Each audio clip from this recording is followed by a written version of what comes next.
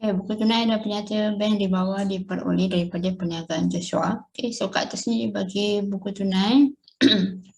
Kemudian kat bawahnya ialah penyata bank. Okay. Kemudian diikuti bukan soalan, maklumat tambahan. Nombor 1, cek yang diterima daripada Cik Amy pada 17 Jun 2021 dipulangkan oleh pihak bank dengan tanda rujuk penyuruh bayar. Okey, so 17 yang ni Cik Amy. Okey, so maksudnya kalau dia bagi pernyataan macam tu, rujuk penyuruh bayar, maksudnya ini adalah kes cek tak laku ya. Okey, cek tak laku. So kat sini kita akan mention dia sebagai CTL lah. So CTL maksudnya kita kena tolakkan. Okay. Kemudian ada satu lagi tadi, yang kedua. Yang kedua, cek bernombor 623. Okay, 623 tersilap catat dalam buku tunai. So 623 yang ni. So kat sini ada kesilapan. Okey, kesilapan apa kita tengok, bandingkan dia dengan dekat penyata bank. Okay, dekat penyata bank, cek 623 ni bernilai 340. Tapi dekat buku tunai 430. Maksudnya kita dah terlebih kredit lah ataupun dah terlebih bayar. Okey, so kat sini kita ada kes terlebih kredit. Okay, so kalau kita terlebih kredit, kita tengok berapa yang kita terlebih kredit. So kita cari beza dia, 430 tolakkan dengan 340. So kita dapat beza 90. Jadi kita terlebih kredit 90 lah. So kalau terlebih kredit, terlebih bayar, maksudnya yang RM90 ni kita kena tambah semula ataupun masukkan semula ke dalam buku tunai. Okay. Okay, so yang ni dah settle. Kemudian soalan dia ada 3. Pertama, minta kita buat penyata penyelesaian bank pada 30 Jun 2021. Maksudnya yang ni terus buat penyata penyelesaian tanpa kemaskinan buku tunai lah. Okay, kemudian B, buku tunai yang dikemaskinikan. Okay, kita kena kemaskini buku tunai dulu. Kemudian C, baru buat penyata penyelesaian bank pada 30 Jun selepas mengemaskini buku tunai. So, soalan ni dia combine dua kaedah lah. Pertama, kaedah tanpa kemaskini buku tunai. Yang kedua, untuk soalan B dan C adalah menggunakan kaedah dengan mengemaskan buku tunai. Okey, so sebelum kita buat penyata penyelesaian, kita kena compare dulu item item di antara buku tunai dan juga penyata bank lah. Okey, so kalau dekat buku tunai, sebelah debit ni bermaksud duit masuk Okey, duit masuk. Okey, kalau dekat penyata bank sebelah kredit duit masuk. Dia terbalik Kalau buku tunai sebelah kredit ini maksudnya duit keluar. Okey, tapi dekat penyata bank duit keluar di sebelah debit. Okey, so kita kena compare debit buku tunai dengan kredit penyata bank. Okey, mana item yang sama kita akan tick. Okey, item yang tak sama kita boleh bulatkan lah. Okey, so kita tengok yang pertama jualan ni, yang jualan 1,800 ni ada dekat buku tunai, ada dekat penyata bank pun ada. Okey, 260 yang ni dekat buku tunai tak ada so ni kita bulat. Okey, lepas tu 1,300 pun tidak ada so yang ni pun kita bulat. Okey, 4640 ada okey, yang ni ada. Okey, kemudian 350 dekat buku tunai tidak ada, dividen ni so kita bulat. Okey, dekat yang ini CTL kita dah tanda. Okey, jualan 3120. 3120 dekat penyata bank tidak ada 3120. Okey, so ini pun kita kena bulat lah. Okey, dekat penyata bank pula tak ada pindahan kredit yang ni. Okey, so dekat penyata bank, kalau sebelah kredit maksudnya duit masuk kan. So ini semua item yang kita kena tambah nanti Okey, item yang perlu ditambah maksudnya item duit masuk lah kat sini. Okey, Kalau dekat buku tunai pula yang kita tak rekod, yang tak ada dalam yang kita tak tik dua ni, kedai lim dan juga jualan. So dua item ini kita panggil cek bukan cek, deposit belum dikreditkan, DBK. So kalau deposit belum dikreditkan maksudnya kita dah masukkan duit tetapi dekat kita punya account bank tu duit tu tak masuk lagi, bank tak masukkan lagi duitnya. Jadi untuk samakan baki dengan baki account bank kita dekat bank ataupun dekat penyata bank ni lah, nak samakan baki, jadi kita kena keluarkan balik. So kena keluarkan mesti kena tolak, right? Okay. Okay, so sebelah debit buku tunai dengan kredit penyata bank dah settle. Sekarang kita compare kredit buku tunai dengan sebelah debit penyata bank. Okay, so kat sini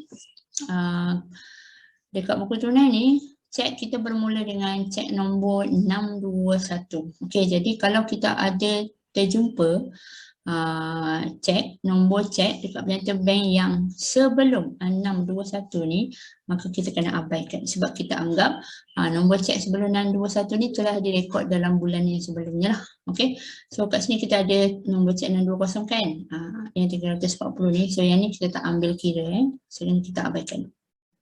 Okay, so kita tengok 621 ada, 1,500 ada, okay, 622 pun ada, 2,800 ada, so kita tik. Okay, lepas tu sambung lagi.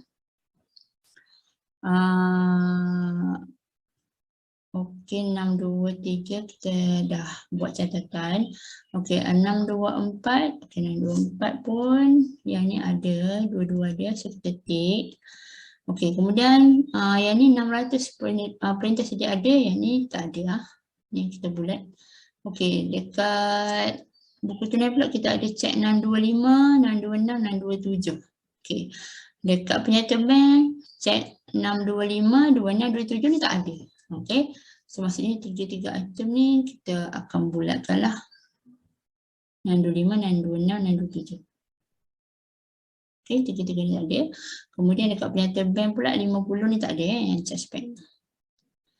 So ini sebelah debit penyata bank bermaksud duit keluar. So ini kena tolak dan ni pun kena tolak. Okey, untuk yang dekat buku tunai yang 3 item ni, perniagaan Cheng, Berlian dan Cik Azizah. Okey, ini adalah kes cek belum dikemukakan CBK. Kalau CBK ni cek belum kemuka ni kita kena tambahkan. Okey. Okay, so kita dah habis compare, jadi kita boleh terus buat format lah. Okay, untuk soalan A tadi, dia minta kita buat penyata penyelesaian bank terus tanpa kita kemaskan ni buku tunai ya. Okay, so kita start buat.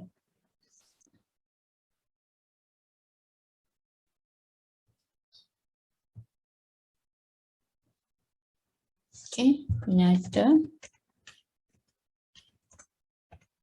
penyesuaian bank pada 30 Jun 2021. Okay.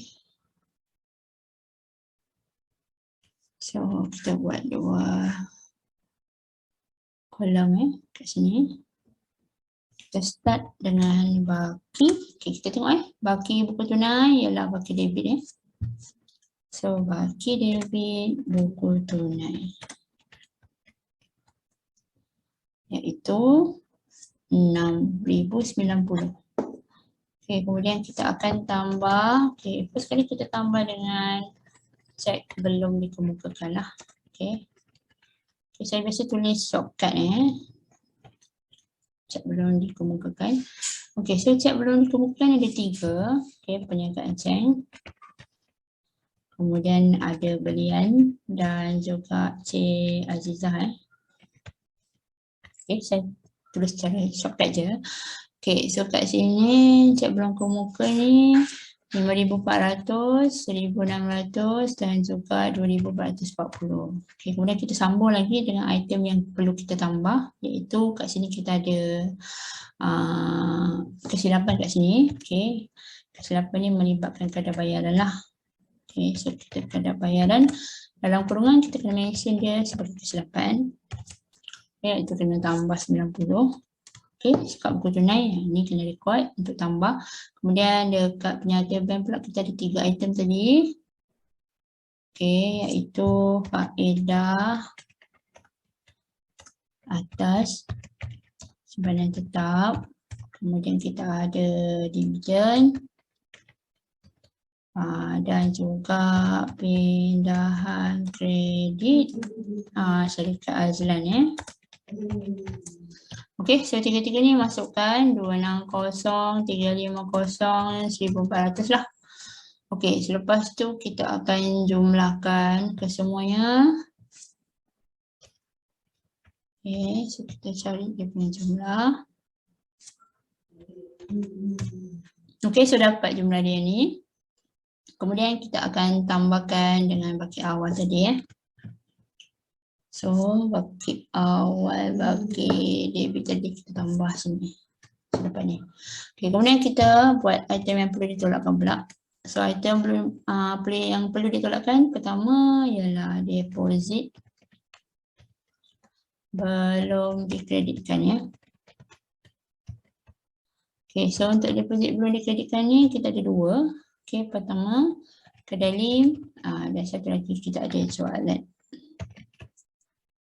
Okay, amount dia pula 1,300 dan juga 3,020. Okay, kemudian kita ada juga cek tak laku 3,300 ni. Okay, cek tak laku ni daripada Amy. Okay, so kita mention kat sini dalam kurungan cek tak laku . Okay, saya tulis shortcut. Okay, kemudian kita juga ada item dekat penyata bank, iaitu perintah sedia ada, sewa dan juga charge bank sebanyak 600 dan juga 50. Okey, selepas tu kita akan jumlahkan pula item yang perlu ditolak lah.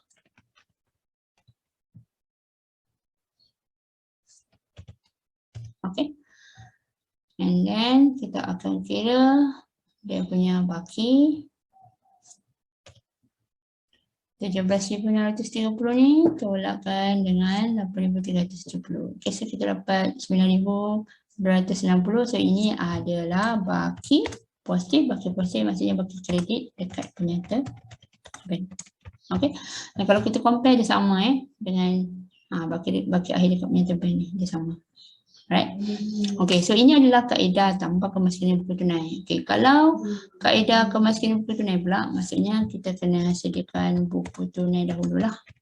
Okay. Okay, so kita buat buku tunai, format buku tunai sekejap. Okay, ada putih. Okay, kemudian jumlah. Okay, sebelah debit, okay, sebagai depan sama. Okay.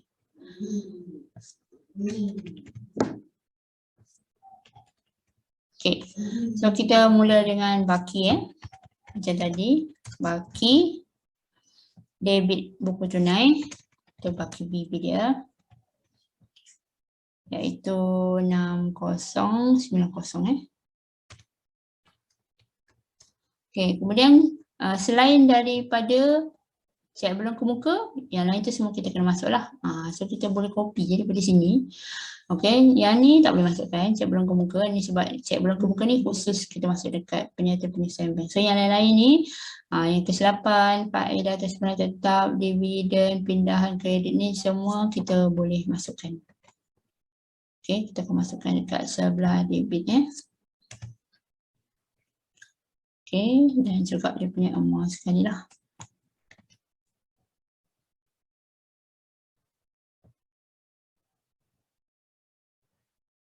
Okay, saya kena anjak sikit.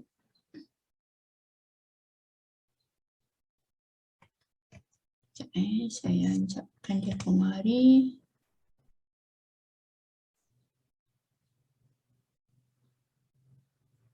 Saya buat ruang untuk putih terlalu sikit pula.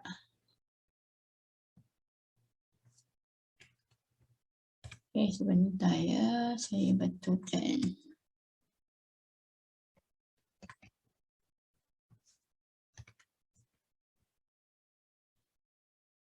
Okey, so kita masukkan amount ni. Amount untuk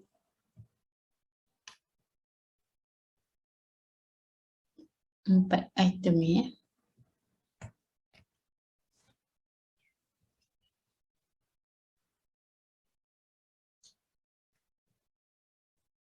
Okey. Okey, kemudian ini sebelah debit lah. Okey, kemudian kita buat sebelah kredit juga. Okey, sebab kredit kita akan masukkan semua item yang perlu kita tolak kecuali deposit belum dikreditkan. Nah, yang ni je tak payah. Okey, yang lain semua kita kena masuk lah. Okey, cetak laku. Okey, printer sedia ada. Juga suspend ni. Okey, ni semua kita akan masuk sebelah kredit. Okey, dan ni dia punya amount ya. Okey, saya copy paste saja. Okey, kemudian kita boleh terus imbangkanlah untuk cari baki HP baki akhir.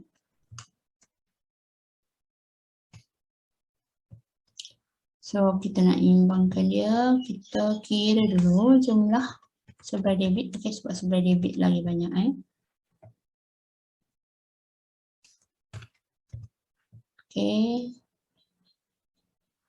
Sama juga kita boleh kira dekat sebelah kredit.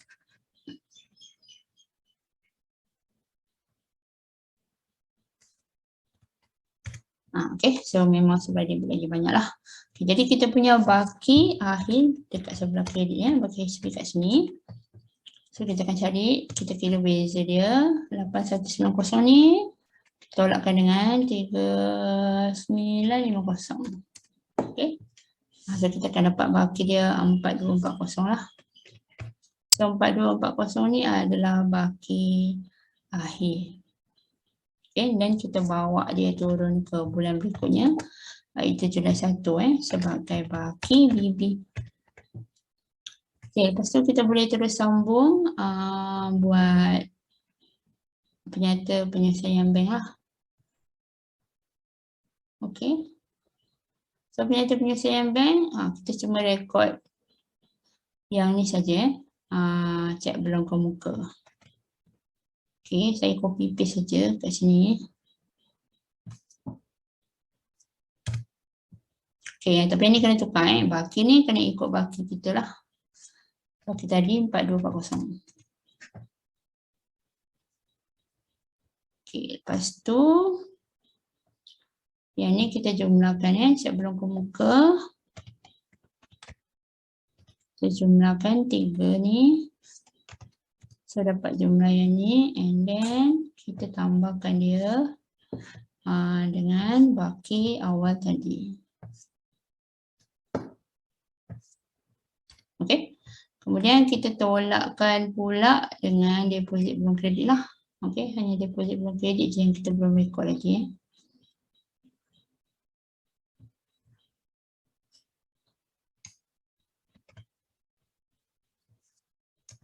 Okey. So deposit belum kredit ni pun kita akan jumlahkan dua ni.